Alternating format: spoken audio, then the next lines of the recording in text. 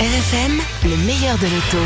Et ce matin avec Christophe Dabron, place à la firme au Trident. Un effet de vent chaud souffle sur la marque italienne. Vous voulez une Maserati, mais vous avez besoin d'un SUV. Voici le Levante, premier SUV signé Maserati, construit sur la même base que la berline Ghibli.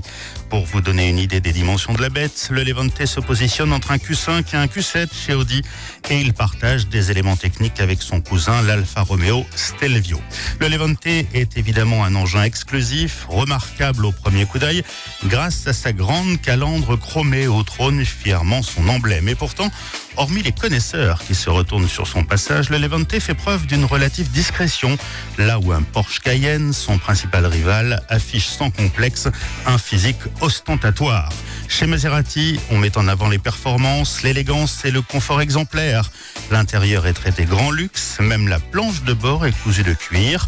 On retrouve au centre la fameuse horloge à aiguille, typique de la marque, et au bas du siège conducteur, un interrupteur permet même le réglage électrique du pédalier. Et justement, quand on enfonce la pédale de droite, Christophe, ça donne quoi? Un beau frisson, je vous l'assure, relance et performance époustouflante, surtout au volant de la version V6 biturbo essence de 430 chevaux, signée Ferrari. Le son est unique et il est difficile de ne pas lâcher la cavalerie qui s'ébroue dans un grondement rauque à faire pâlir d'envie les GT au ras des pâquerettes. Car il ne faut pas perdre de vue que ce Levante, c'est aussi un 4 roues motrices, capable de vous emmener dans les bois, dans les ornières, à travers les champs, la neige et dans les dunes.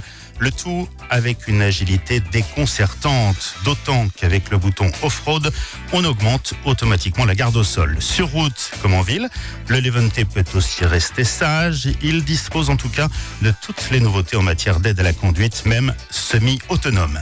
Évidemment, ce grand bonheur automobile demande une surface financière conséquente, plus de 100 000 € pour la version S bien équipée, sans compter le malus écologique maxi, celui qui fait mal. Un Levante est disponible également avec un V6 essence de 350 chevaux, plus abordable à partir de 78 000 €.